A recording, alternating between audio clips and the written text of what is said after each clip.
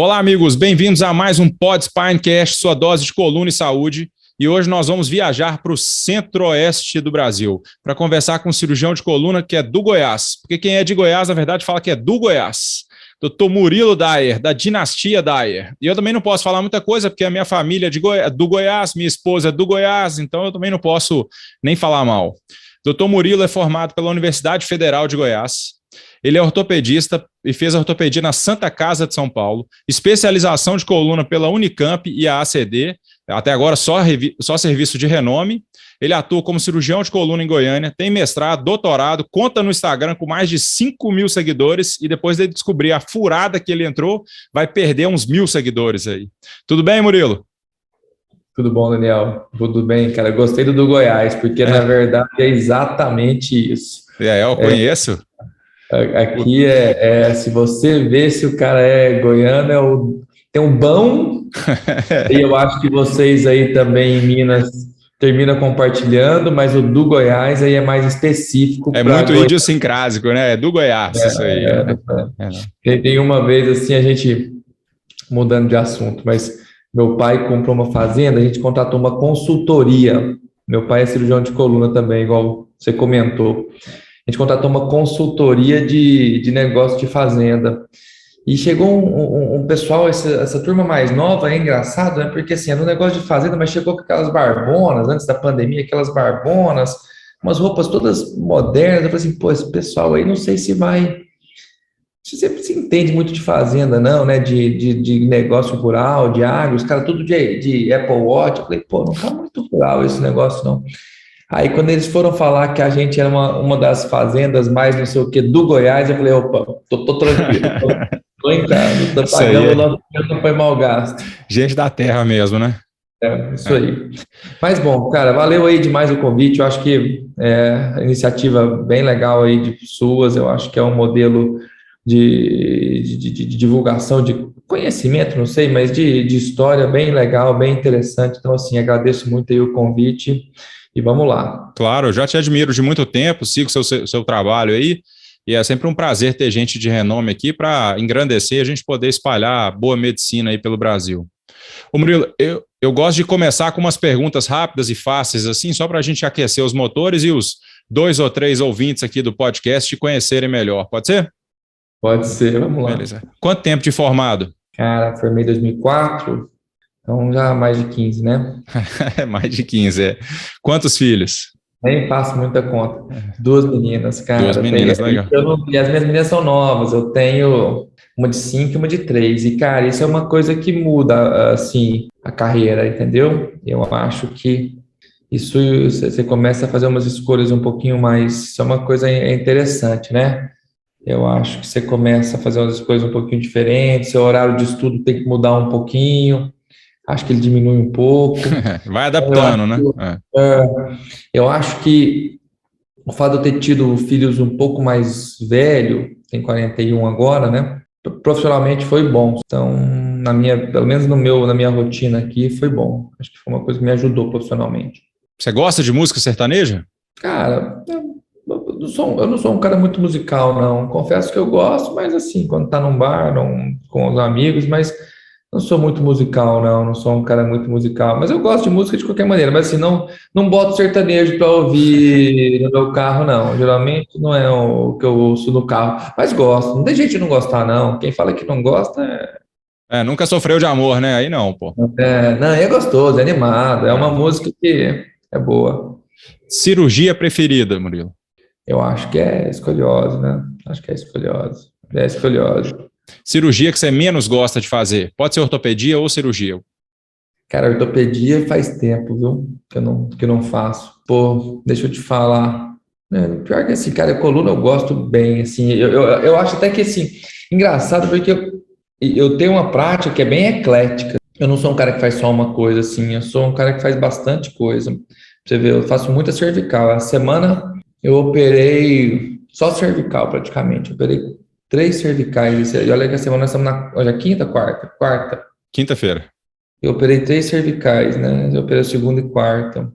Aí amanhã não vai ter cervical, não. Amanhã vai ser 2 lombares, mas assim... Mas eu operei só cervical essa semana, praticamente. Então, assim, cara, eu gosto muito e adoro cervical. Então, e todas as cirurgias maiorzinhas, assim, uma de 3 níveis, uma cirurgia um pouquinho maior. Eu gosto bastante. Então, assim, uma corpectomia para um tumor, então eu gosto bem. Então, assim, eu gosto bem de coluna, cara. Tô difícil falar que uma que eu não gosto, eu vou te falar. Talvez as da ortopedia, mas essa também faz tanto tempo que eu não lembro bem. Algum hobby? Esporte, eu gosto muito de esporte. Na E, verdade, minha higiene mental tá baseado nisso aí, eu acho. e qual que é o esporte? O que você faz para cuidar da saúde, assim? Faço. Você faz muita coisa, faz tudo mal feito, né?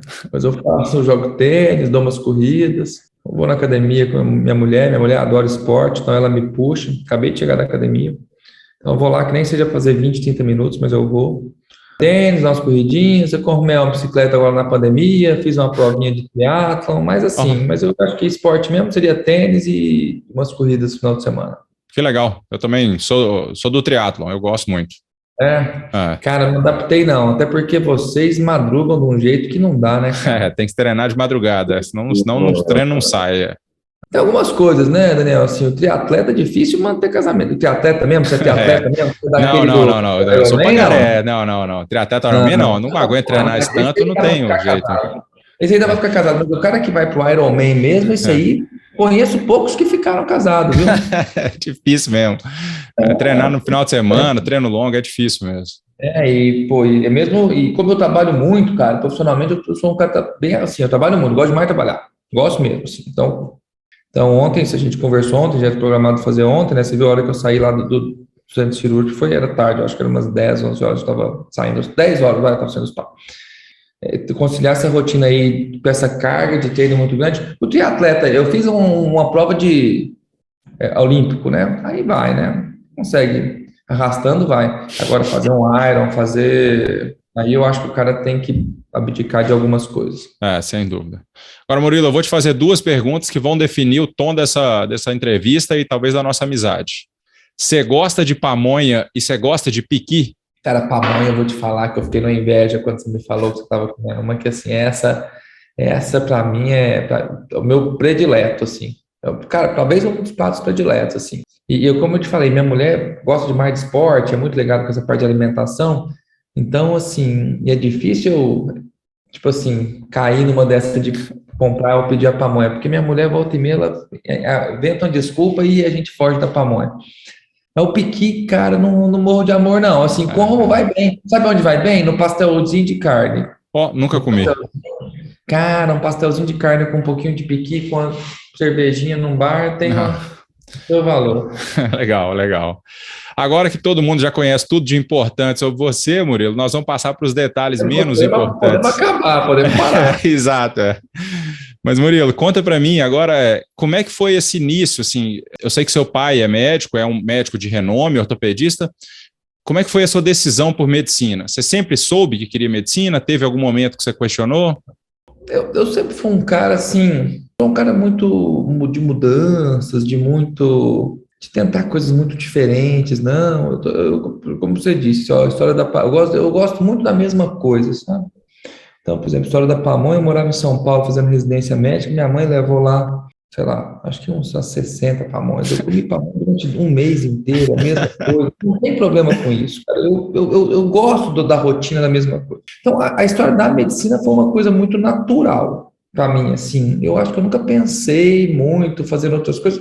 E também não fui aquele adolescente que ficou muito refletindo sobre o assunto, não, sabe? Uhum. Aquela coisa que foi meio natural, assim, vou fazer o quê? Medicina. Talvez eu acho que encaixa com a rotina que eu imagino para minha vida. Meu pai sempre foi um exemplo para mim muito forte. A minha mãe não é médica, mas a minha mãe era da área da saúde. Minha mãe foi farmacêutica e ela era professora da universidade. Ela, na verdade, ela seguiu carreira como professora da universidade. Ela era dedicação exclusiva e tal. Então, assim, nunca trabalhou muito com farmácia, trabalhava mais como a professora. Ela foi professora da universidade, toda a profissão, a carreira dela. Então, assim, cara, foram exemplos muito fortes, assim, para mim. Então, foi meio que natural. Então, eu não fui um cara que ficou fazendo muita, sabe assim, aquela coisa de pensando muito e sofrendo muito e achando que a gente não tinha maturidade para escolher. Cara, eu simplesmente cheguei e falei, meu pai é médico, acho que é uma boa profissão, acho que eu me encaixo. Prestei o vestibular e passei. Então, assim, foi uma coisa meio que natural. E não me arrependo, não, cara. Assim, eu acho que a medicina é uma profissão muito boa, assim. Eu acho que na verdade, não tem o que falar, né, de ruim, assim, acho que a gente pode até falar um pouquinho o que eu acho que está piorando o mercado e tal, mas a profissão em si é sensacional. E dentro de medicina, a ortopedia, como é que ela surgiu para você? Doutor Sérgio foi uma influência também, né?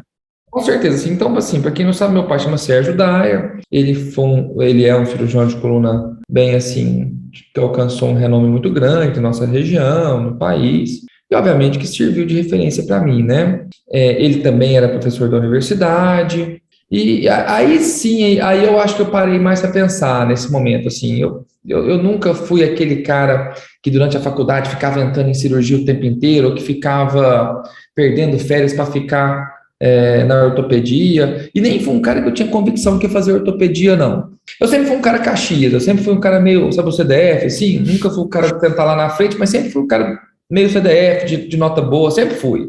Sempre fui cara de nota, assim, de estudioso, sempre fui Caxias. E aí, cara, quando chegou na hora de escolher lá a ortopedia, eu confesso que me bateu um pouquinho assim, pô, aquela história assim, pô, será que a ortopedia não é muito braçal e pouco, aquela história da piada que a turma faz, e isso aí para mim, eu comecei, a essa hora eu parei um pouquinho e pensei, sabe? Bobagem, né, assim, porque a piada ela não tem nenhuma relação com o que é de verdade, né? Eu decidi fazer ortopedia, eu pensei em outras coisas, eu não era um cara que ficava muito apaixonado pela ortopedia antes, eu acho até assim, um pouquinho pelos lugares onde eu convivi com a ortopedia aqui em Goiânia, teve alguns lugares que eu convivi que eram serviços muito de tocação, bem pouco acadêmicos, e isso não me matou de amores naquele momento da faculdade, como acadêmico. Inclusive, eu frequentava um hospital de trauma aqui, todo mundo ia para a área da sutura, né? Na parte da sutura, da parte da cirurgia geral, que é onde você precisava dar ponto e tal. Eu falei, eu comecei a dar ponto lá, achei legal, mas, pô, não tinha muita ciência, né? Eu fiquei lá com o pessoal da ortopedia, era aquele pronto-socorro muito de tocação, sabe aquele de tocação assim, cara, chegava, raio-x, via, muito tocação. A porta, também eu falei assim, pô, também não tem muita ciência. E eu passei um ano na sala de reanimação 2, com a cardiologia, tipo assim, discutindo eletro, etc. Essa parte clínica me agradou. Mas aí, cara, eu acho que eu tomei a decisão de fazer ortopedia e eu fui para São Paulo fazer. Mesmo meu pai sendo professor da universidade aqui, então meu pai era professor, era do departamento, já foi até chefe do departamento aqui da Federal. Aí eu fui para São Paulo, mas lá o serviço da Santa Casa é um serviço muito acadêmico. Aí eu acho que isso me ajudou, cara, eu acho que foi bom para mim isso. Então essa convivência era um serviço acadêmico e de trabalho, assim, ensandecido, né? A gente trabalhava pra caramba, mas ele era muito acadêmico e tinha a cultura do estudo muito forte, aquela coisa assim. Cara, eu lembro direitinho, no meu primeiro dia de residência, eu cheguei lá comprei uns livros lá, né, assim, que livro que tinha que comprar? Aí na época tinha um Cisine. Comprei lá vários livros, não sei nem se hoje em dia o pessoal usa o Cisine muito ou ainda. Acho que ainda tem umas versões mais atualizadas, né? É que hoje, na nossa época, né, Daniel, você tem mais ou menos a minha idade, não tem? Tem a mesma idade. Não.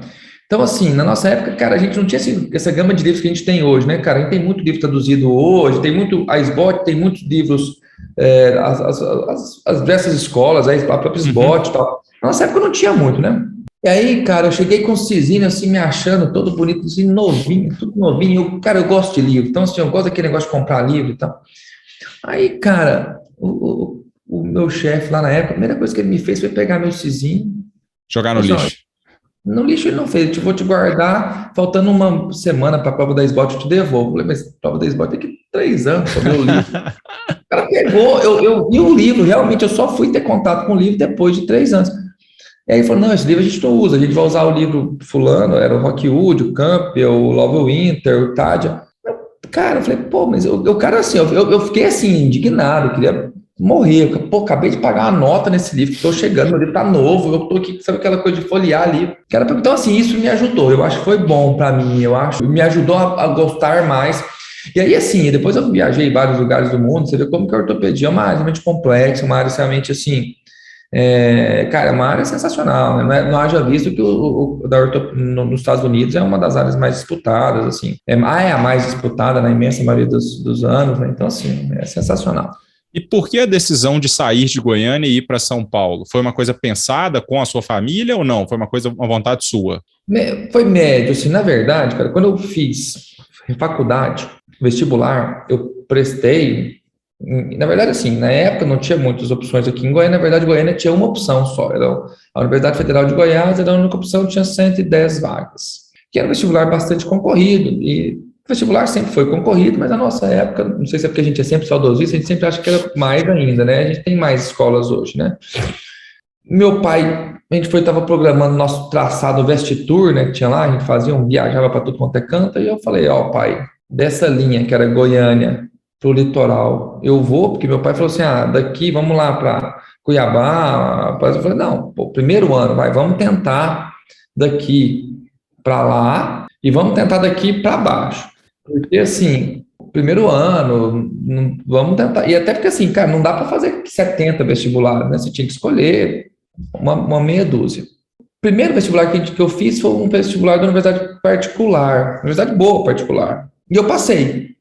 Aí nessa brincadeira aí eu já tirei todos os outros vestibulares particulares que eu ia prestar. Aí, cara, eu fui fazendo alguns vestibulares e eu passei no vestibular da USP. E não fui. Fiz em Goiânia. Eu passei na USP de Ribeirão Preto. E aí, cara, largar a USP foi uma decisão difícil, mas eu meio que arreguei mesmo, assim, de sair da casa dos pais, sabe? Eu sempre fui um cara apegado à família, sempre fui um cara, assim, que tinha um lado familiar bem arregado. Sempre fui um cara muito apegado à minha família, sabe? Nunca fui aquele cara que tinha aquela vontade de morar fora, nunca tive. Então, eu arreguei mesmo. Eu passei numa universidade que era melhor, né? No ano lá, até a USP de Ribeirão Preto tinha saído como a melhor, alguma coisa assim. Então, obviamente, com uma universidade de renome muito maior do que a UFG, por mais que eu adore a UFG, a gente sabe que não tem comparação, né? Cara, eu terminei não indo. No que eu não fui, eu sempre falei assim, eu não vou agora, mas na residência eu vou. Tipo assim, na residência eu vou sair. E eu até, quando eu tomei essa decisão, eu não tinha consciência que não era tão simples assim, né? Você tinha que passar na residência fora, que nem sempre é tão fácil, assim, eu não tinha combinado com esse ponto.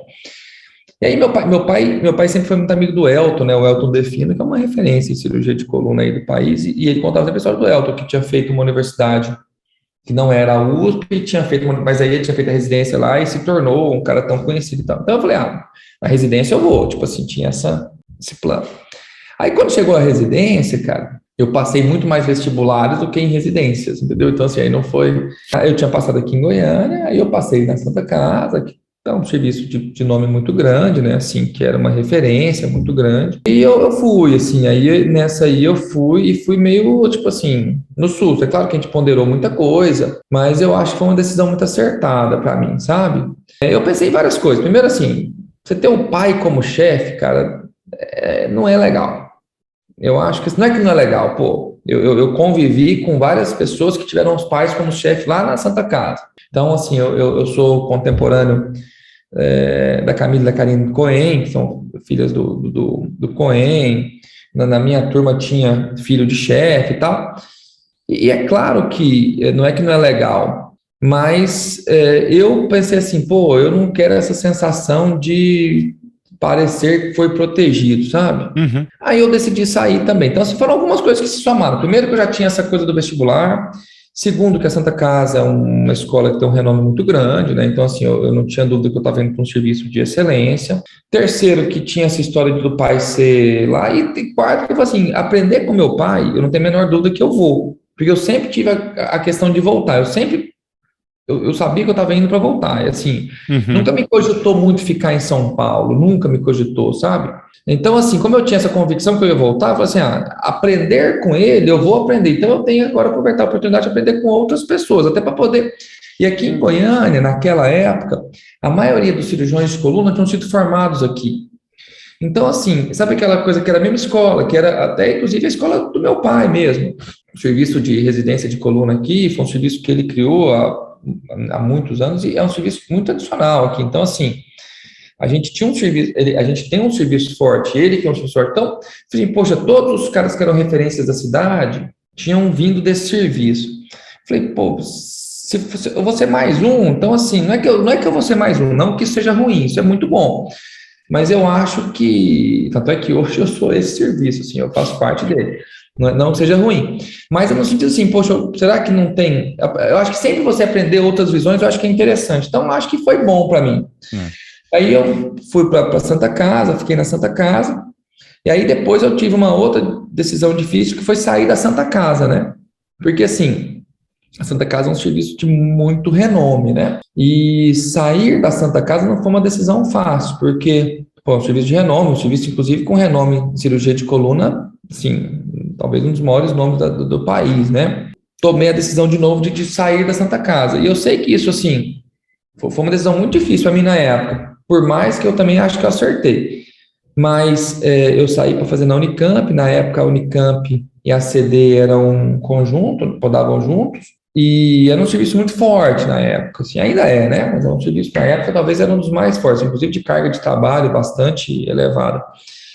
Mas, como eu também tinha feito, e na Santa Casa, a gente, como residente, a gente rodava, assim, 3 meses numa especialidade, 3 meses na outra, 3 meses na outra, 3 meses na outra, 3 meses na outra. E eu rodei na coluna exatamente na minha transição da R2 para R3. E como eu era um cara que gostava muito de coluna, assim, eu sempre participava de congresso de coluna, ia para congresso de coluna, frequentava. Aí na ortopedia eu já frequentava um pouco mais centro cirúrgico aqui com meu pai, quando eu vinha para Goiânia. Eu já tinha uma bagagem, assim, fazia muito trabalho científico, eu sempre gostava da parte acadêmica, então fazia com meu pai, então fazia muito trabalho científico, isso obviamente que me deu muita bagagem nessa época, né, em comparação aos meus residentes, então assim, aos meus pares, os R iguais, né, da parte da coluna eu tinha uma bagagem boa, então quando eu fiz coluna no meu R2, R3, eu também consegui absorver bem, eu fiz 3 meses como se eu fosse um fellow de coluna lá, porque, cara, eu tentava estar em tudo, fazer tudo. O meu outro companheiro, ele não queria fazer coluna, eu falei assim, cara, deixa que aqui eu tomo conta, te vira, vai fazer outra coisa, aqui a coluna eu tomo conta, o resto mas aqui eu não preciso de me ajudar, não. Então, cara, eu sempre fui muito fominha, a parte cirúrgica era fominha demais. Então, para mim foi legal. Então, eu meio que, tipo assim, já tinha sido fellow 3 meses da Santa Casa. Eu falei assim, pô, então é uma oportunidade também de eu ter uma vivência com um grupo diferente, com outras pessoas operando. Então, acho que me agregou. E foi bom isso, assim, eu acho que me agregou bastante. Mas, assim, foram 3, sim. Eu não perpetuei no mesmo lugar, que seria o mais natural, né? Assim, você fazer Santa Casa e ficaria na Santa Casa, né? Mas foi bom, acho, a decisão. Depois que você viveu essa experiência aí no olho do furacão, que é São Paulo, né, aquele mundo enorme de pacientes, um volume enorme, como é que foi sua volta para Goiânia? O que você trouxe, o que você viu de diferente do mercado de São Paulo para o mercado de Goiânia, assim, como um novo cirurgião de coluna? Cara, eu acho que assim, teve coisas muito boas, coisas muito ruins. Primeira coisa, assim, São Paulo realmente é um mundo à parte, né? Assim, a gente é diferente, né? Assim, é igual o resto do mundo e Estados Unidos, assim, ó. São Paulo é tudo megalomaníaco, né?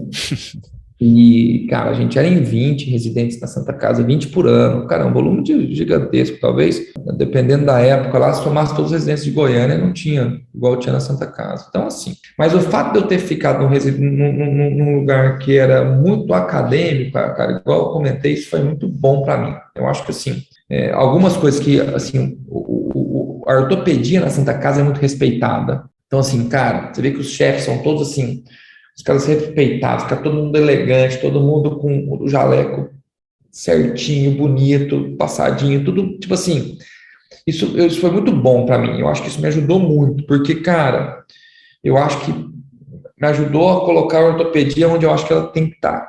Então, assim, cara, isso foi muito bom. Então, eu acho que eu vim respeitando a especialidade de uma maneira que isso me ajudou muito. Assim. A gente, assim, o volume de trabalho era muito grande e a gente trabalhava bastante.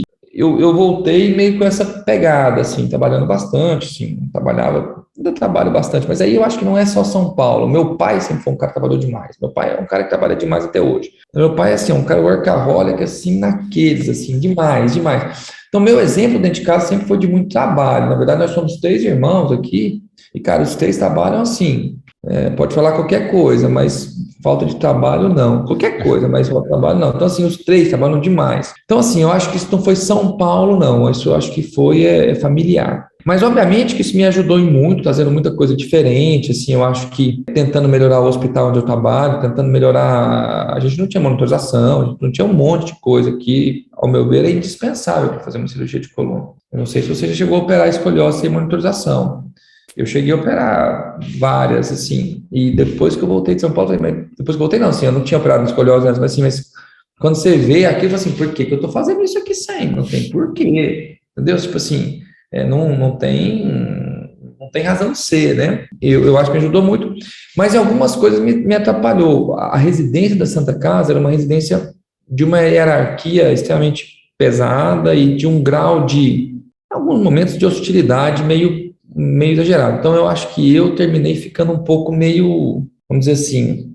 Contaminado aí pela... E eu acho que isso é uma coisa que, assim, que não é legal, acho que não me agregou muito valor.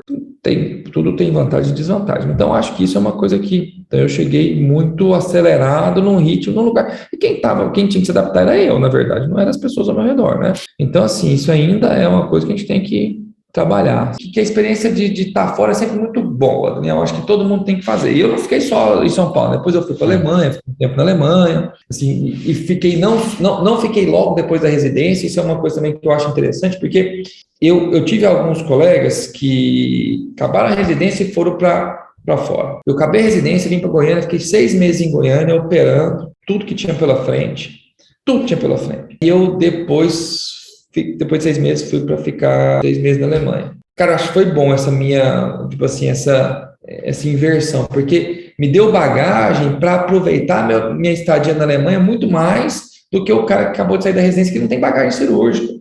Então, eu olhava a cirurgia lá e participava da cirurgia lá com uma bagagem muito maior do que se eu não tivesse feito esse pulo, entendeu? Aí depois eu fui algumas vezes para fora, assim, fui para os Estados Unidos algumas vezes depois, fui para outros serviços, visitei vários serviços, outros serviços já.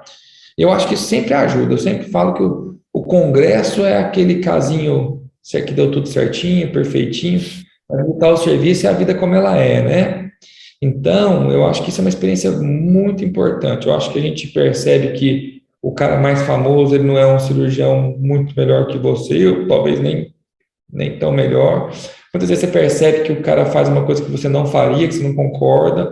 Muitas vezes você percebe que não é tanto daquele jeito, mas você aprende muita coisa, você chega com muita bagagem, você vê muita coisa diferente. E eu acho que isso me ajudou a me desenvolver do ponto de vista cirúrgico, muito, muito, muito, muito. E como lidar com o doente e mudar rotinas, assim. Eu me lembro bem, assim, a gente era de uma escola muito na minha época, quando eu fiz residência, laminectomia e fusão posterolateral, laminectomia e fusão posterolateral. E o pessoal na Alemanha, eles eram de uma escola muito agressiva quando se falava de deformidade, mas quando tinha uma doença degenerativa do ponto de vista, tinha uma hérnia de disco, a cirurgia era tirar a hérnia de disco. Mas o disco é baixo. Não, mas tem uma hérnia, eu vou lá e tirar a hérnia. E com microscópio e tal. E isso me ajudou muito, porque assim, quando eu comecei não, quem mexe no microscópio é o neurocirurgião, o ortopedista não, também. Até quando eu estava no R4, eu fiz um curso de microscopia, eu fui para aquela parte do IoT, na USP de São Paulo, o IoT tinha um laboratório de microscopia da mão e da micro, da ponta em artéria e veia. Eu fiquei 3 meses dando ponta em artéria e veia lá nos horários vagos, por que eu não posso aprender a mexer com o microscópio? O neurocirurgião pode, a gente não pode, a coluna é a mesma, não tem porquê. Então, eu acho que essas idas para a Alemanha me ajudou e para os outros lugares, me ajudou a mudar um pouquinho o meu, vamos dizer assim, a minha visão da doença e da cirurgia de coluna me ajudou muito, eu acho. Assim, eu acho que essa experiência todo mundo devia fazer, assim, pegar um lugar, ficar um mesinho, 2, 3, talvez não precise ficar um ano eu acho que é penoso, mas eu acho que vale a pena, assim, acho que é legal. Você já ficou com só gente famosa, né? Você já ficou com Daniel Riehl, já ficou com Lenk, Harms, o Davidson Skeggs, entre outros. Desses aí, qual que você gostou mais? Ou dentro de todos que você foi? Porque foram momentos de vida muito diferentes, né? Então, assim, o Skeggs eu fiquei uma semana, há pouco tempo atrás, o Harms eu era moleque, fiquei 3 meses. Então, assim, é tão diferente que é impossível comparar. Mas, realmente, a visita à Alemanha foi muito rica, porque, cara, por exemplo, o Lenk era só deformidade, não tinha mais nada. O Real era só cervical, não tinha mais nada. Então, cara, um mês vendo cervical, cara, haja CDF, viu? Tinha 4, 5 CDF. Não é níveis, não, 4, 5 cirurgias de CDF. Cara, Certo. haja CDF, né? A CDF, para quem é da ortopedia, não é da coluna, é a dissectomia cervical e Fusão, artrodese é. anterior. Cara, haja CDF, haja. Então, assim, e numa época onde, para mim, a CDF era uma cirurgia. É claro que eu aprendi muito, melhorei minha maneira de fazer a CDF estando lá, mas depois da 10ª, talvez já não acrescentava tanto. Já na Alemanha, cara, era uma gama de doenças, de cirurgia, era tão variada, era tipo assim. Era no mesmo dia uma artrodese C1, C2, uma deformidade do adulto, uma hérnia de disco e uma esternotomia. Entendeu? Então, assim, era um negócio de maluco, mas também muito distante da sua realidade, do consultório. Você chegou lá no consultório, opa, primeira semana não chegou nenhum C1, C2. Na segunda semana, também não. Na terceira semana, também não. Então, assim, isso é aquela coisa, era muito interessante para estudar, para ver e tal, mas a aplicabilidade não era tão grande igual a gente via em outros lugares. Mas assim, mas foi muito legal, assim, todas as experiências, eu acho que, cara, tudo é válido. Eu queria te fazer uma pergunta, e é um dilema que eu tenho vivido. Eu estou lendo um livro que até dois chefes meus já me recomendaram, que ele chama Sem Causar Mal, chama Do No Harm, que é de um neurocirurgião, e ele fala uma coisa que eu acredito que é que você só fica bom em operar, principalmente os casos difíceis, se você operar muito caso difícil. Mas no começo, você tem muita complicação quando você opera esses casos e de forma geral. Como é que você lida com essas complicações? E da área da coluna é muito ruim, né? As complicações são muito graves, o paciente sofre muito. Como que você lida? Como é que você leva isso no seu dia, Murilo? Essa resposta ela não é estática, ela é dinâmica, né? Na verdade, eu acho que hoje eu sou um cirurgião muito menos agressivo do que eu fui. Então, quando eu estava no começo de carreira, e quando eu cheguei em Goiânia, eu assumi, eu já passei no concurso da faculdade, então eu entrei na faculdade, e obviamente que a universidade tinha uns casos mais complexos, e eu já assumi o serviço aqui do CRER, que é um serviço que era um serviço pequeno na época, mas que a gente começou a operar muita deformidade, e muita coisa complicada lá. O fato de eu ter, vamos dizer assim, ter ficado um tempo fora, ter visto pessoas já experientes terem feito, me ajudou, eu acho, né, a ter mais. Tinha um chefe meu em Piracicaba, falou assim, pelo no peito. Então, couro grosso. Uma outra coisa que me ajudou muito, cara, é ter meu pai, né? Pensa. Apertou, complicou, pai, vem. Ele chegava, podia não fazer nada, mas, cara, ele botava a mão no meu ombro ali, pô, para por aqui, entendeu? Então, isso ajudava muito. Então, eu acho que isso é impagável. O que eu tive, assim, cara, como para fazer a minha curva, eu acho que óbvio que eu tive vantagens por ser filho dele muito maiores que de outros colegas, assim, cara, isso é. E o meu pai, cada chefe, vamos dizer assim, tem uma característica. Meu pai sempre foi um cara que me deixou muito fazer o que eu acreditava que tinha que ser feito. Ele podia até que não concordar, porque é uma escola passada, né? A escola deles, passar o parafuso era um desafio. É claro que, obviamente, que eles passaram por isso e pronto, mas assim, passar o parafuso era um desafio. Para nós, passar parafuso era, assim, não era o problema. Mas, pô, precisava de arrancar aquela aberta, ele falou assim, pô, precisa de fazer um VCR, né, nessa curva. Eu tinha vindo da Alemanha, tinha uma escola mais agressiva e, obviamente, que isso me contaminou. Mas eu acho que a gente vai ficando mais ponderado ao longo da vida. Você vai entendendo que as cirurgias elas têm consequências, podem ter consequências, e operando coluna, as consequências podem ser muito severas, né? Então, assim, eu acho que eu mudei, eu acho que eu já fui mais agressivo, hoje eu sou menos agressivo, eu pondero muito, assim, o risco das complicações, e a gente vai apurando também a nossa técnica cirúrgica, você sabe aonde você pode acelerar e onde você não pode acelerar. Essa resposta não é muito fácil, né? Mas assim, eu acho que até que é complicação, cara, e outra coisa que meu pai me ensinou muito, assim, complicação você tem que colar no paciente. Você vai ter complicação, mas tem que colar no paciente. O que acontece, né?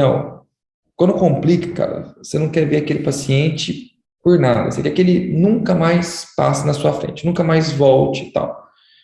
Meu pai sempre falou isso, cara, a complicação você tem que colar no paciente, colar nele o tempo inteiro. E isso me ajudou a levar isso de forma menos assim, menos traumática, assim, não era fácil, mas eu acho que eu aprendi a lidar. É claro que porra, a gente tem umas que a gente fica mal pra caramba, né? Não tem como não ficar. Essa talvez é uma das maiores dicas que eu falo até para os meninos até hoje, para os residentes, para as pessoas que trabalham comigo. Cara, complicação você tem que colar no paciente, complicação você tem que colar no paciente. Então, assim, é isso, eu acho que a gente tem que tentar estar mais próximo possível. Vão acontecer, né? Mas a gente tem que tentar entender aí os limites da cirurgia, da doença e que falar não, acho que a gente tem que começar a entender isso. Eu acho que a gente dá um passinho à frente, aí dá dois atrás e vai fazendo essa gangorra aí. E uma coisa que eu vejo, assim, não sei se você concorda, mas pelo menos do meu meio, é que a gente, colega cirurgião de coluna, não encaminha para outro cirurgião de coluna, assim, aquele cara faz cervical melhor do que eu, vou encaminhar, e aí você teria um especialista só de cervical, igual o Daniel Real, e aí essa pessoa faz mais deformidade de adulto, essa pessoa faz mais deformidade pediátrica, acaba que todo mundo tenta fazer de tudo. E aí não fica a gente não tem poucos, assim, né, Daniel Reals aqui no Brasil, ou Lenks e assim vai. E nos Estados Unidos eu vejo um pouco mais diferente. Como é que você pensa disso? Eu acho que isso aí é organização, nosso sistema de saúde, né, cara? Lá eles trabalham nos serviços que tem um volume gigantesco e aí eles conseguem fazer isso. A gente não encaminha nem infiltração, Daniel. A infiltração é você, né? Lá quem faz é o pain physician, né? A vertebroplastia quem faz é o pain physician ou o radiologista, intervencionista. Na França, assim, eu acho que isso é uma questão muito de organização do sistema de saúde, assim. Eu concordo que você fazer só escoliose, cara, e aí a organização nossa também é um pouquinho diferente, porque muitas vezes lá o ortopedista pediátrico faz a deformidade, né? E aí tem até alguns centros aqui no Brasil, por exemplo, assim, o Pequeno Príncipe, né, o PP lá em Curitiba, a formação deles é ortopedia pediátrica, e eles fazem toda a parte de escoliose. É melhor ou pior? Eu não sei, apesar que, assim, lidar com um canal, assim, lidar com a parte neurológica, pode ser uma coisa interessante para quem faz deformidade, principalmente se você vai começar a fazer algumas sociotomias, alguma coisa. Então, assim, eu acho que tem prós e contras. É claro que o cara que faz só cervical, ele fica ultra especialista naquilo. Eu não sei se eu seria feliz fazendo só cervical, não. E olha que eu adoro fazer cervical. Então, assim, eu não sei, mas eu acho difícil isso aí acontecer no Brasil, viu, cara? Porque eu acho que a nossa organização é diferente. Se eles pudessem encaminhar os bloqueios, já estava bom. E em Goiânia, como é que funciona o mercado de coluna e de ortopedia? É mais de convênio, mais de consulta particular, mais SUS? Como é que funciona isso? Goiânia é um mercado estranho, assim. Goiânia é uma cidade grande, é uma capital, deve ter uma área de abrangência de umas 2 milhões de pessoas, assim, vamos dizer, Grande Goiânia, eu não tenho certeza do número. Você tem 2 planos de saúde muito grandes, que é a Unimed e é o plano do servidor estadual. A Unimed você tem em qualquer lugar, né, assim, mas o outro é o IPAS. O IPAS é um plano de saúde que ele é do servidor público estadual, só que em algum momento aí eles abriram isso para os familiares do servidor. Então é um plano de saúde que talvez tenha mais vidas no estado do que a Unimed. E na verdade não é um plano de saúde, é uma caixa de assistência, então não segue as leis da ANS. E é de credenciamento pessoa física, como a Unimed. A Unimed aí, em vocês em Minas, deve também ter essa questão pessoa física, né? Geralmente não tem como atender pelo hospital. Então, é um mercado que fica difícil para o cara começar a atender, já que, vamos dizer assim, 80% do mercado de saúde suplementar é com credenciamento pessoa física, que não é sempre que tem abertura. Então, isso dificulta muito a entrada de pessoas. É um mercado bem saturado, tem muita gente boa, muita gente com formação boa, onde as pessoas fazem casos complexos, assim. Não é aquela coisa assim, não, olha, eu não opero escoliose, todo mundo faz. Então, assim, o pessoal é bom. Mas tem essa característica que, para o cara que está começando, é um mercado talvez um pouquinho mais difícil.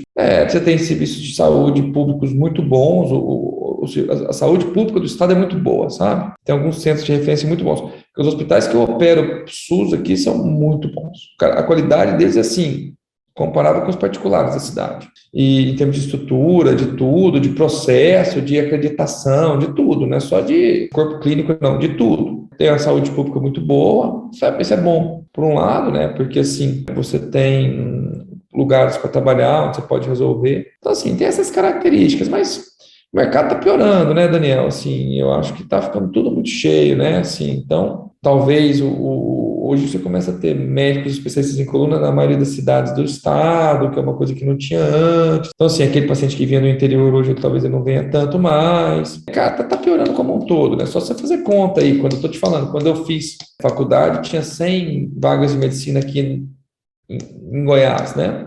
Você tinha 110, na verdade, porque você tinha aqui em Goiás 110. Aí, Distrito Federal tinha um NB que tinha 30 na época. Era, vamos dizer assim, mas Goiás, Distrito Federal, era 140 vagas. Tem hoje, eu não sei, mas eu tenho certeza que em Goiás tem mais de 1.000. Assim, com certeza, mais de 1.000. Eu tô com medo de ser muito mais. Ser besta. Mais de 1.000. Mais de 1.000, certeza. Não, com certeza. Então, assim, eu tô com medo de ser muito mais. Se eu não tenho esse número, mas muita gente, né? É muita gente. Então, isso aí, obviamente, que muda, né?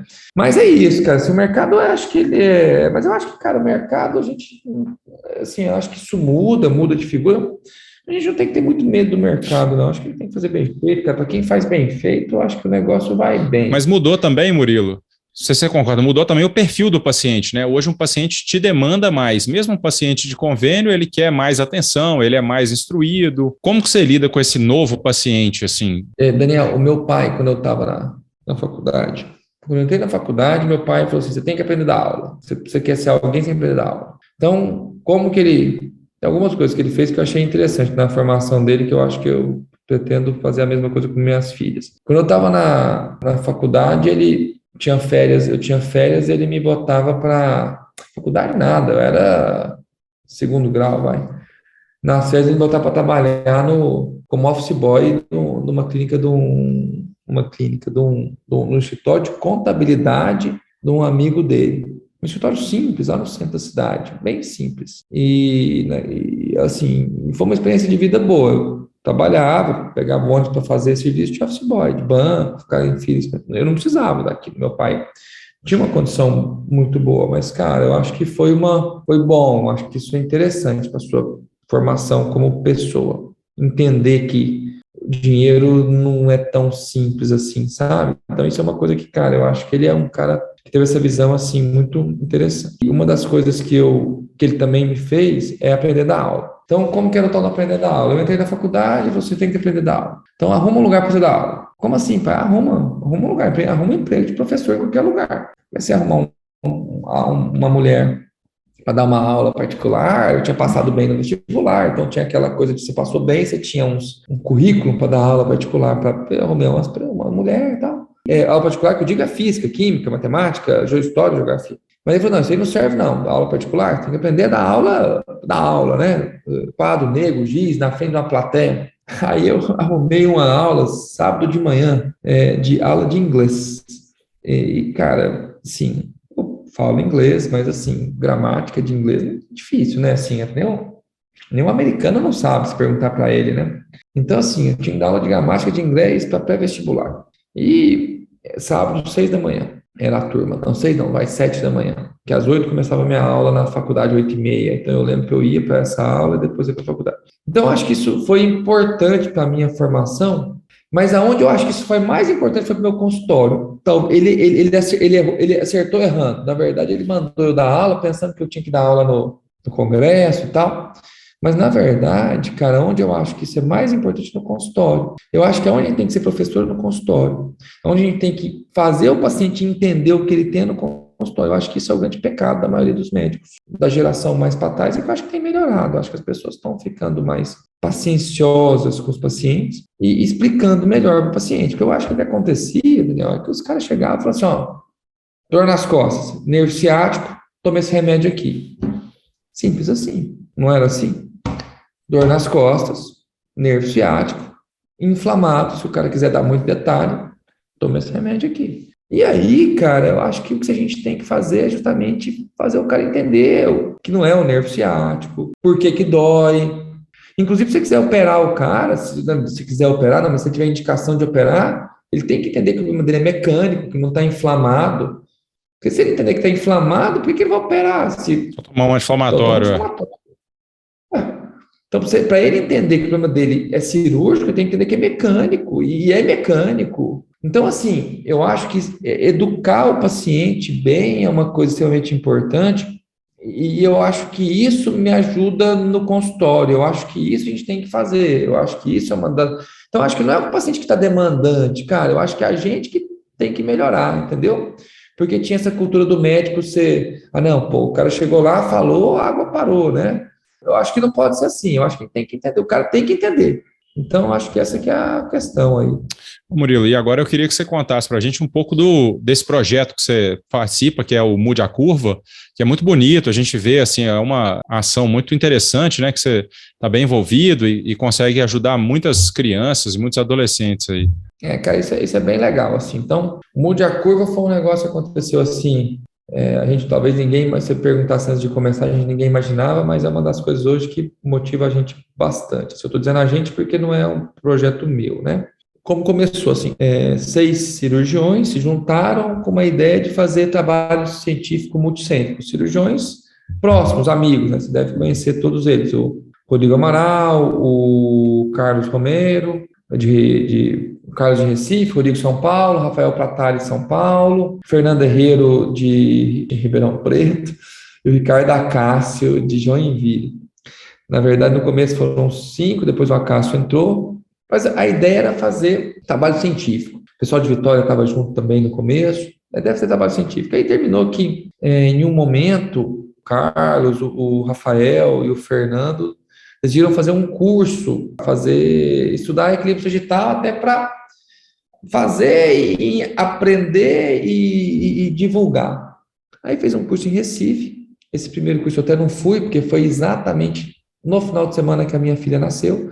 A minha filha nasceu na quinta, o curso foi na sexta, nasceu na quinta e o curso foi na sexta, foi exatamente assim.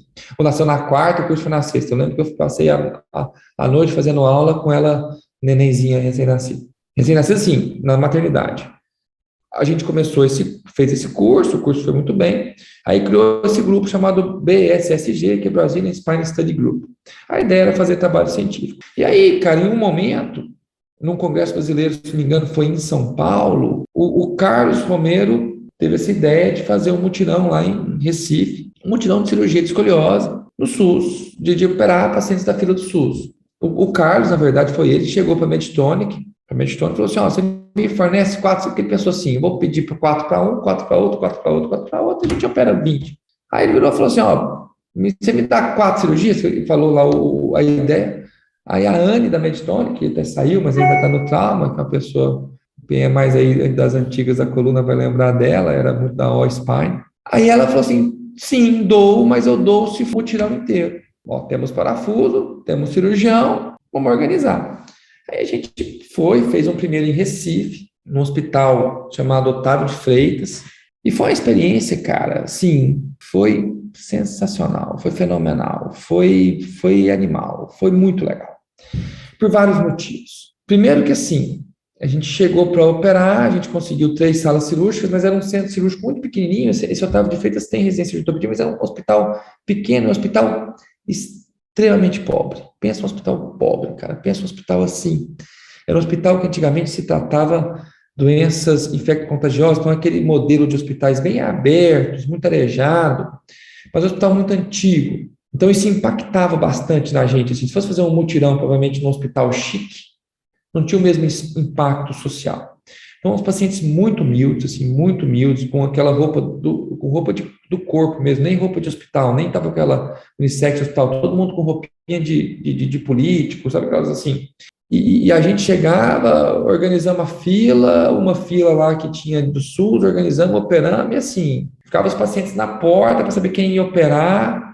Aí, vai operar fulano, Beltrano, entrava, ficava tudo na porta. E, cara, a gente fez, eu não vou lembrar, mas a gente fez 28 cirurgias, ou 30, 24, 28. Era programado para fazer 20, fez até mais.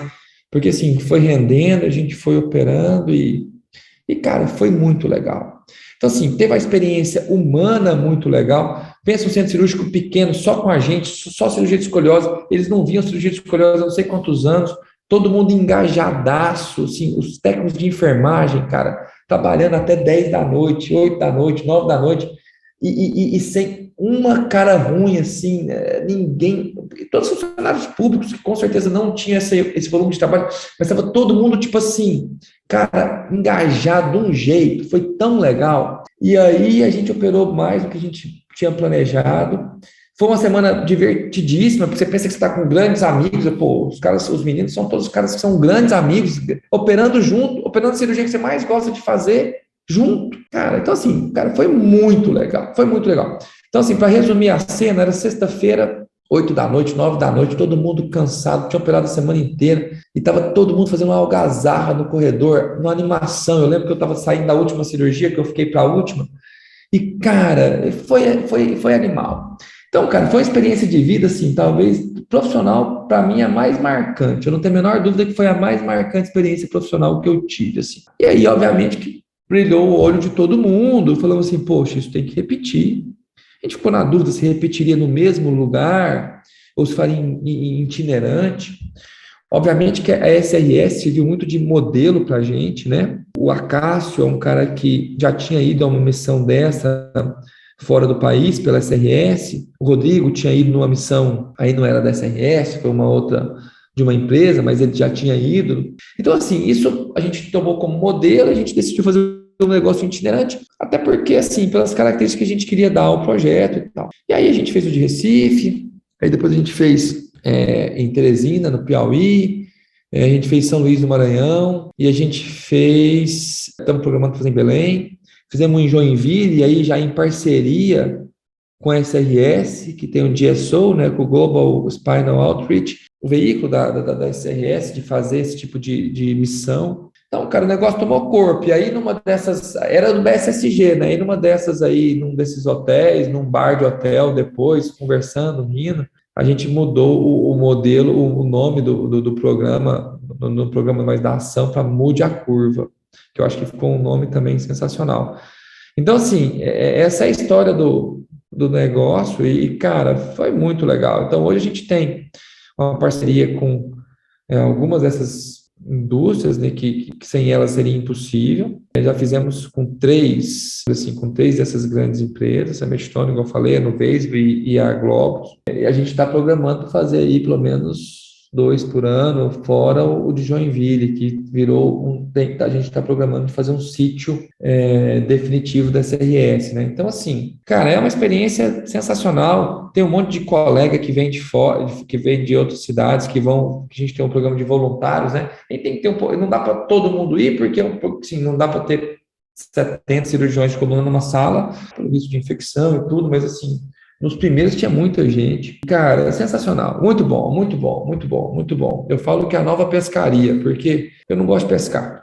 Odeio pescar. Odeio ficar parado, quieto. Aí eu penso que eu vou uma semana, minha mulher não pode ouvir, mas sem a mulher, com os amigos, fazer o que a gente mais gosta, que é operar.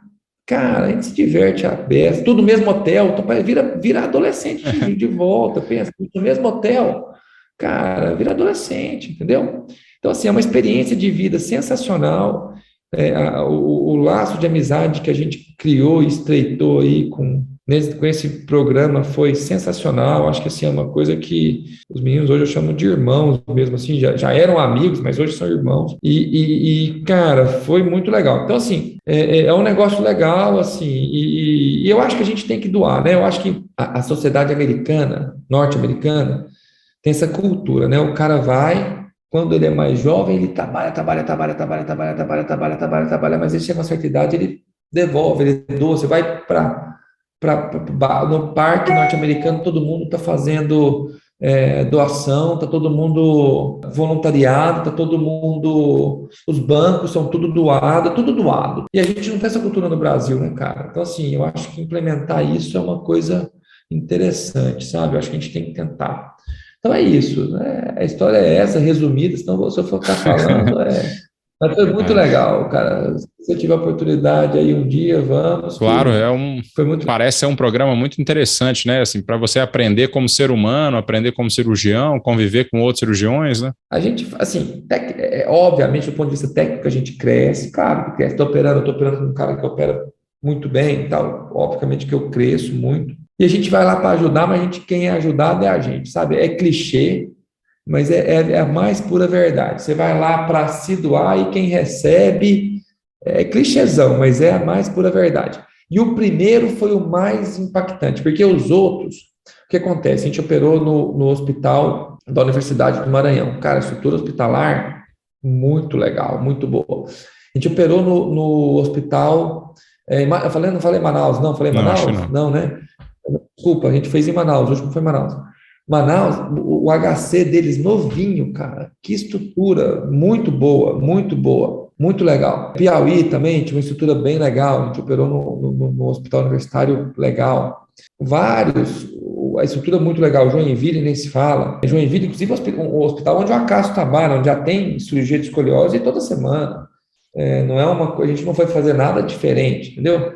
Cara, em Recife, no Otávio de Freitas, foi uma experiência ímpar, assim, foi muito legal. Então, isso tudo foi muito legal. E como assim? Como o staff do hospital, os técnicos de enfermagem, as enfermeiras, cara, o pessoal do CME pensa a logística de se operar 6 escolioses, até mais, num dia. Nossa. Cara, bicho, você não tem 6 caixas, você não tem 6 caixas básicas, você não tem 6 caixas de implante. Os caras, cara, o pessoal da indústria trabalha, bicho, preparando, reprocessando, fazendo cálculo, ó, parafuso tal, não sei o quê, caixa de escoliose, você sabe, né, cara? Não é 2 caixinhas, é 8 caixas, sabe?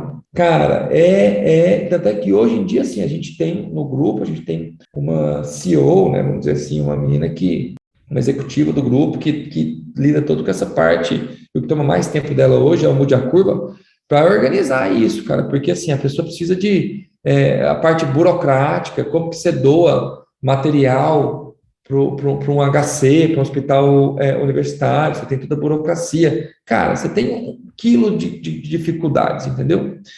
Então, assim, o projeto é uma semana que a gente fica lá, mas para organizar, cara, é ano organizando, entendeu? Aí tem que ir lá fazer pré-operatório, depois a gente faz os pós.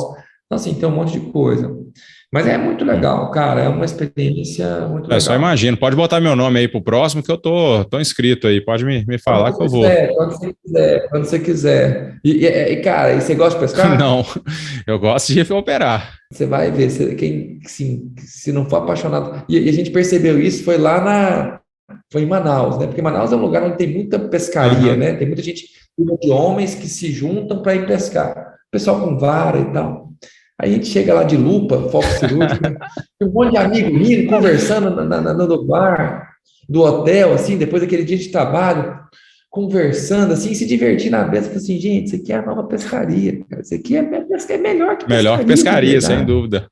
É. Muito melhor, é muito melhor, é muito melhor. Então, é uma experiência de vida Legal. sensacional.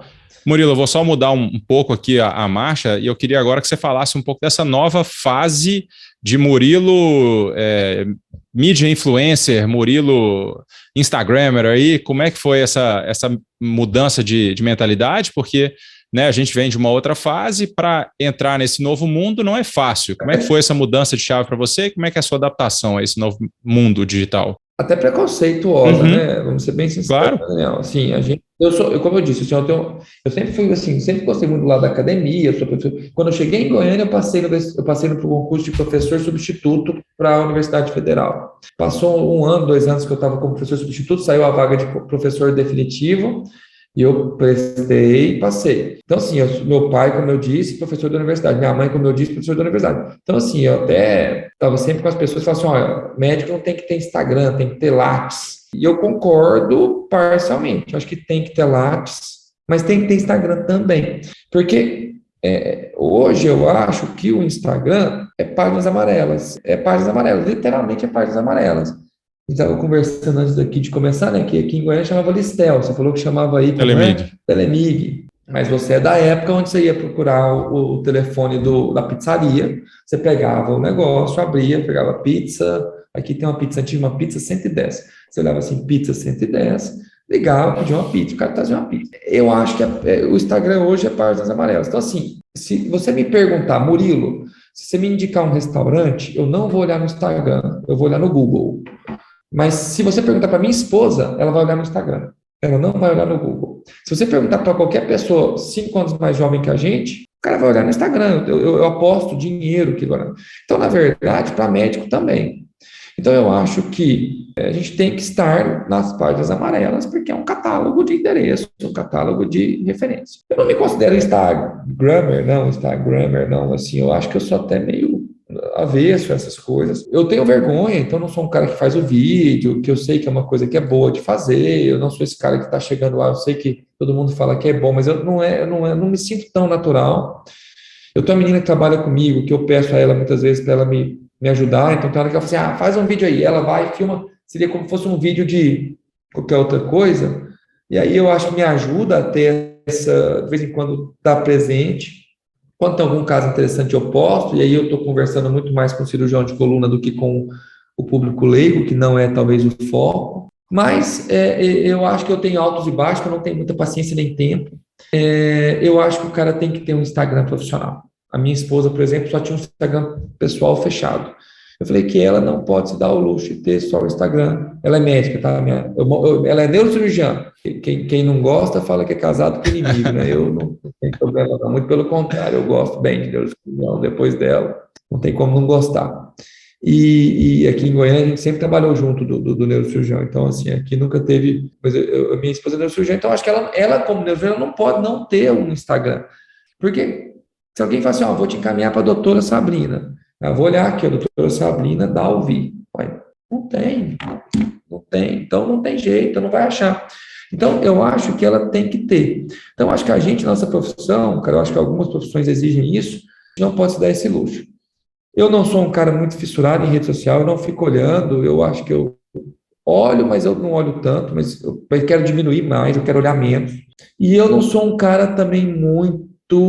Eu também não concordo muito com, vamos dizer assim, com o excesso, né? Com o tal do dancinha, eu acho que a gente lida com um negócio muito sério, né, cara? A gente não pode perder a seriedade.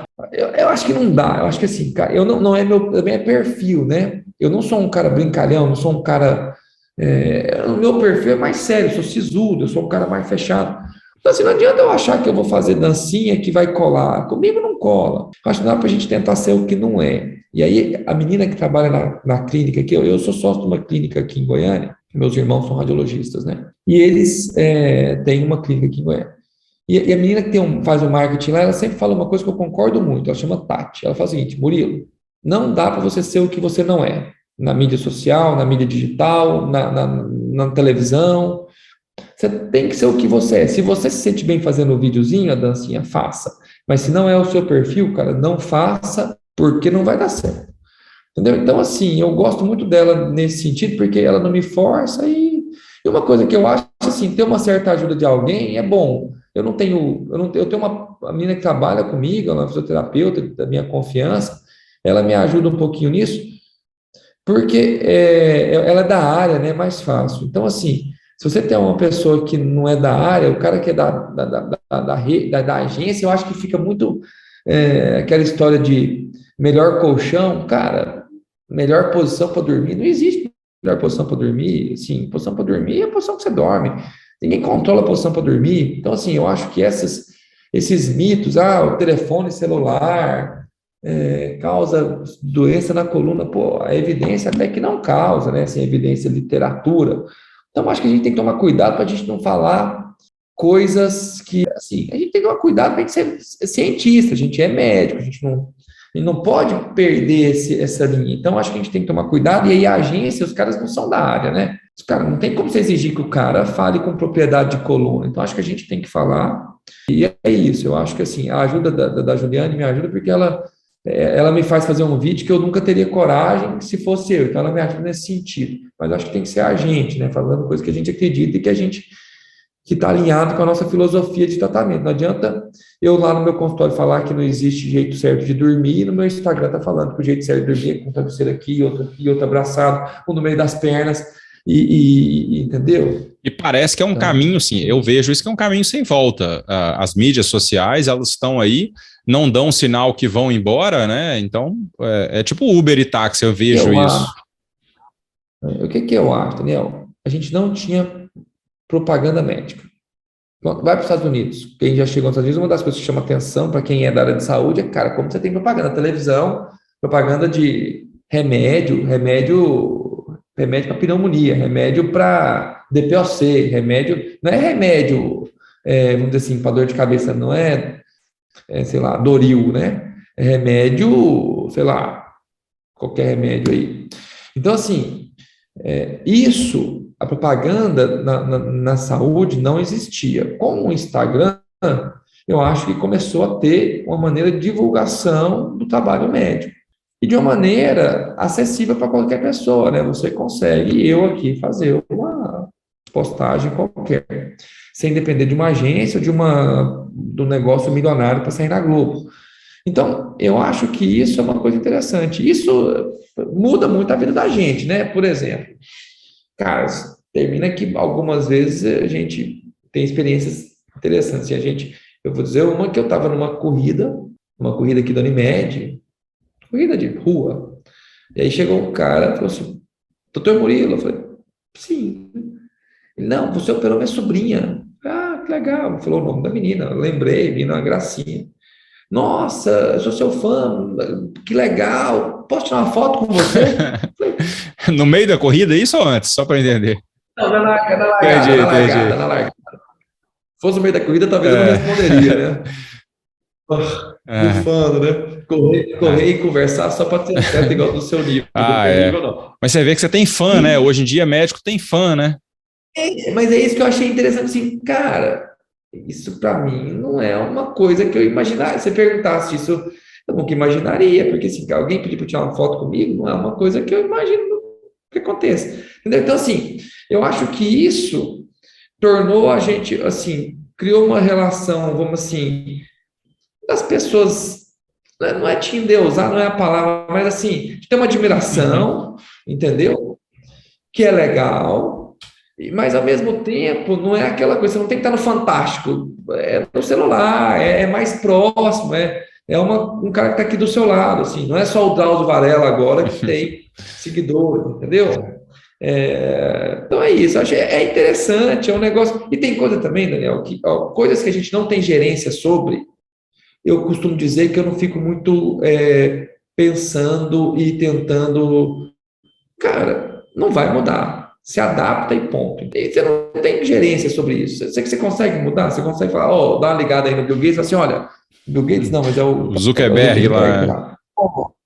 Vamos desligar esse negócio aí que não está dando certo, estou invadindo minha vida pessoal, você me desculpa. Cara, eu acho que é saber viver com a convivência da forma mais saudável possível. Eu acho que a gente tem que se policiar, porque saudável de tudo não é, assim, vou dizer, eu acho. Eu vejo aqui minha mulher, na hora que eu estou vendo televisão com a televisão ela liga só por força do hábito, que na verdade ela está vendo o telefone. Daqui, uma coisa que ajudou é que a gente não discute mais pelo canal, né? Ela não sabe o que está passando. Então, assim, ficou mais fácil. Mas a gente não tem gerência sobre isso, é adaptar, eu acho que conviver da melhor maneira. Mas eu acho que hoje médico ou profissional liberal, não é só médico, não, dentista, nutricionista, sei lá, qualquer pessoa profissional liberal é a páginas amarelas. Eu acho que não dá para não ter. E aberto e profissional. Aprovar, o meu é privado, É. pessoal, Adianta fechado, nada. a minha família, tudo bem. Murilo, agora indo mais para o final, para te liberar, agora tarde da noite, eu queria entrar num quadro que é aquele. As pessoas veem as pingas que eu bebo, mas não vê os tombos que eu levo. Eu queria que você compartilhasse alguma coisa, uma complicação que você já teve, que te marcou na carreira, você que já operou de tudo, assim, alguma coisa que você leva para a vida, algum caso que você falou, putz, esse me marcou mesmo. Contar no caso do amigo meu, pode ser? Pode ser. Ah, cara, nossa, complicação me chamou a atenção. Deixa eu pensar aí, porque eu tô na dúvida assim, não é porque não tive, não, viu? É porque eu tenho uma característica que é minha, assim, que a memória para mim é triste. Mas assim, eu já tive várias complicações, né? Assim, já tive lesão esofágica numa fratura que eu fui operar, que era uma fratura consolidada viciosa, que estava, sei lá, 6 meses com a deformidade, tudo aderido, lesão esofágica que foi trágica. Pô, essa eu lembrei que agora é complicação clínica, 1 quilo, assim, a gente lida com, obviamente, eu tenho um paciente um dos primeiros casos que eu fiz de mielopatia cervical, o paciente fez um hematoma epidural pós-operatório, ficou tetraparético, recuperou muito pouco, um paciente que até hoje eu vejo e é um cara assim que é foda, porque ele nunca recuperou tão bem. Tem muitos, né, cara? Tem muitos. Tem um déficit neurológico, é triste, né, cara? Déficit neurológico é triste. Sim, graças a Deus, paraplegia de escoliose eu nunca tive, mas obviamente já tive de deformidade do adulto que faz PJK e quebra e Revisa e quebra e solta. dá déficit, né? Dá déficit. Não é que quebra e revisei e ficou uma T2 que quebra e lesou a medula, o paciente ficou parético, entendeu? Então, assim, eu tenho uma que foi uma das PSOs mais bonitas que eu já fiz, assim, a paciente tinha agora eu tô falando muito técnico, mas um SVA de, cara, 17, sim. SVA também é sacanagem, né? Mas, Lá na assim, frente, né? o paciente muito desequilibrado para o anterior, muito. Era 17 centímetros. E eu fiz uma PSO, o paciente ficou bonitinho, cara, ficou perfeito, assim. Assim, foi uma das primeiras que eu fiz lá no começo. E ela fez a fratura do nível adjacente, fraturou e quebrou e paralisou, paraplegia. Aí a gente interviu rápido, recuperou parcialmente, mas assim, muito ruim, né? Então, assim, cara, complicação é foda, todo mundo vai ter. Dormir aí com a cabeça no travesseiro, mas é foda. Tem algumas que baleiam a gente bastante, né? Tive um caso de uma menininha que na UTI, ela tinha uma deformidade muito séria, cara, de via aérea. Foi super difícil de entubar, super difícil. E aí a paciente, na hora de estubar, na verdade a gente tinha deixado para não estubar, porque pelo risco era muito difícil a intubação, e aí o colega não se atende, porque a menininha, ela tinha uma deformidade, tinha uma malformação, assim, pé robã, genesia de língua, a malformação da deformidade dela era muito proximal. E aí o cara não conseguiu entubar, não conseguiu fazer a crico, porque aí a paciente parou e faleceu. Então, assim, menina que já tinha sido linda, tudo perfeito. Então, isso mata a gente, né, cara? Isso mata, assim. Essa também tem muitos anos. Quando eu tô falando anos, é 10. É muito ruim demais. É muito ruim. Esse quadro seu não dava ter, não, porque eu vou dormir pior. Não, é bom para a gente lembrar também essas coisas, para seguir para frente com mais consciência. E agora, para finalizar mesmo, eu queria 2 coisas. Uma é uma indicação de uma série, livro, alguma coisa que você gosta muito e recomenda para alguém. E outra é um recado para os residentes, ortopedistas ou cirurgiões de coluna que estão saindo agora para o mercado. O que você recomenda para ele focar, para ele se diferenciar, para ele conseguir botar a cabeça para fora da água e respirar?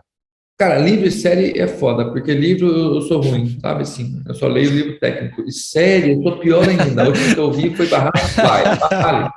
Beleza, pode ser então. Então vamos Barra do Baile. Então, assim, o cara vai, para mim, meu escape é esporte, cara. Eu tenho que fazer alguma coisinha todo santo dia. Nem que seja ir lá na academia 10 minutos, nem que eu moro em frente a uma pracinha, eu paro na minha, assim, não é todo dia, mas quando eu fiquei 2 dias sem fazer nada, de roupa de trabalho, eu paro ali e faço 10 paralelas, 10 barras, 10 paralelas, 10 barras, 10 paralelas, 10 barras, acabou.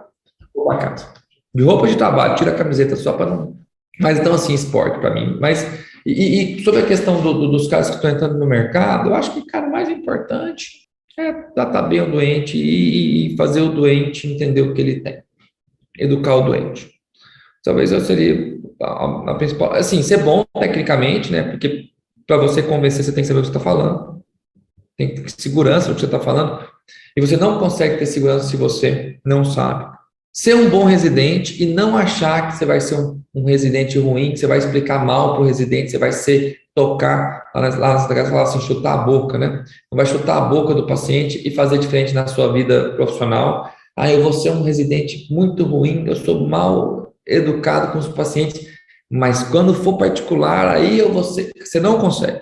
Eu nunca vi um conseguir, na verdade, pode ser que consiga, mas eu nunca vi. Cara, você costuma, tá na moda, mas o mindset fica aqui, ó. Cara, você começa a lidar de um jeito, medulariza, o negócio fica... Então, eu acho que isso é uma coisa que o cara tem que ter, tratar bem o doente e fazer ele entender o que ele tem. Eu acho que isso seria o meu, vamos dizer assim, o principal, na minha opinião.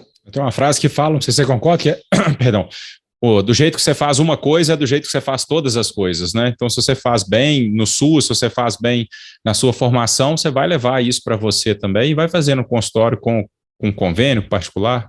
Mas você falou da frase aí, eu concordo totalmente, cara. É isso aí. Não tem jeito você querer ser diferente, entendeu? Não tem jeito.